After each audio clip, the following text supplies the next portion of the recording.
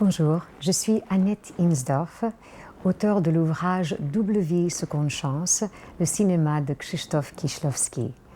J'ai eu le grand bonheur d'être sa traductrice du polonais en anglais, pas en français, et peut-être je devrais m'excuser en avance parce que même si je parle français, étant née à Paris, je vis depuis toujours à New York et sûrement je vais faire quelques fautes en français et je ne trouverai pas les mots précis qui me seraient venus plus facilement peut-être en anglais. La version Brève histoire d'amour est beaucoup plus riche en tant qu'histoire d'amour que Décalogue 6.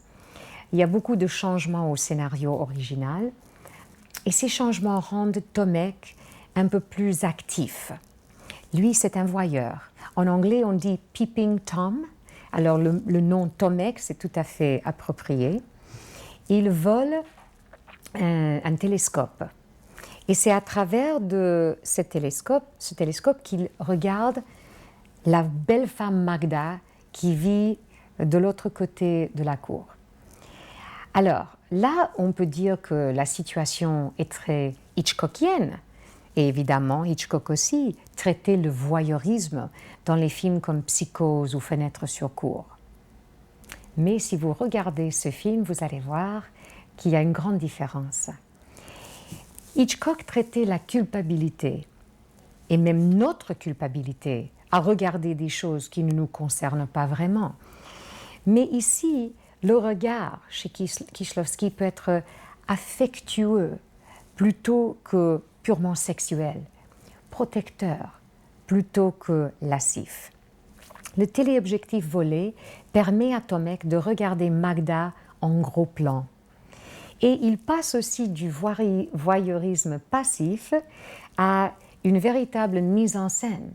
Quand par exemple, il voit que Magda va faire l'amour avec un homme, alors il appelle la compagnie de gaz pour dire qu'il y a une fuite dans son appartement afin que les hommes viennent pour interrompre ce qui va se passer.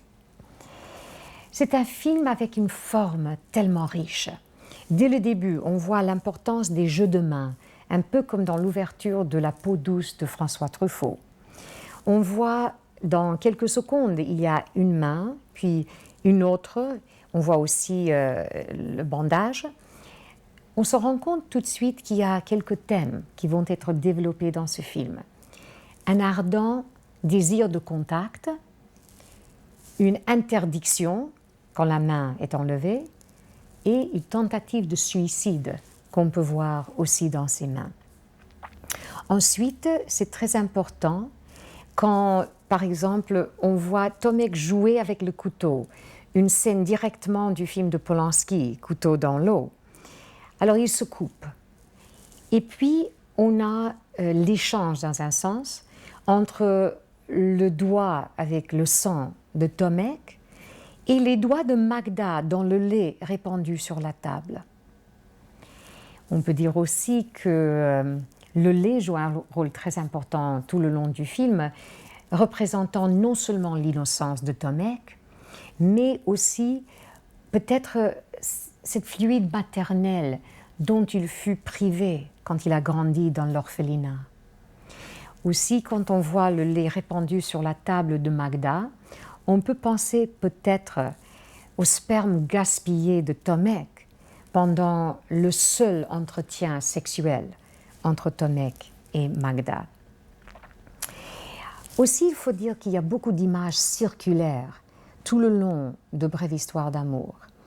Pour moi, ce n'est pas seulement une sorte de symétrie, mais c'est aussi une façon de regarder le monde. Par exemple, si on considère le premier plan avec les mains entrelacées comme la fin du film, avec tout le reste comme un flashback, un retour en arrière, ça suggère un monde clos. Les choses ne peuvent pas développer dans une manière autre qu'on ne voit, parce que c'est déjà imprimé, ça s'est déjà passé, le destin est en jeu. Alors, dans ce sens, Brève histoire d'amour se déroule dans un univers clos, où il n'y a pas vraiment de possibilité de progression. Mais la fin de ce film est très différente de la fin de Décalogue 6. Et c'est un peu parce que l'actrice qui joue Magda, Grażyna Szapalowska, elle a demandé à Kieślowski de lui donner une fin plus heureuse que celle de Décalogue 6, s'ils vont faire encore une version. Donc il a ajouté cette scène tellement belle où elle voit à travers le télescope chez Tomek son propre appartement et elle se voit elle-même pleurant, comme elle faisait il y a quelques jours, pleurant à sa table avec le lait répandu. Comme si le télescope était aussi une caméra qui avait enregistré cette scène. Quelle est la différence?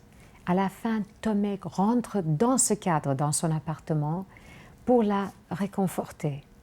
C'est-à-dire la possibilité d'un contact entre eux qu'on n'a pas vu dans cette vérité ou réalité présentée tout le long du film. Ça nous donne à rêver d'une possibilité de contact plus riche que ce qu'elle a pu vivre tout le long du film. À mon avis, Brève histoire d'amour est tellement formidable aussi grâce à la musique de Zbigniew Preisner. Preisner, c'est le grand compositeur qui a travaillé avec Kieślowski depuis sans fin. Ils ont commencé en 1982 et c'est lui qui a fait la musique de chaque film de Kieślowski jusqu'à la fin. Et il y a une qualité tellement entente dans les mélodies d'une brève histoire d'amour, où on voit aussi l'échange entre la mélodie de Tomek au début, qui devient la mélodie de Magda vers la fin. C'est-à-dire, ils ont échangé leur rôle de voyeur et de solitaire.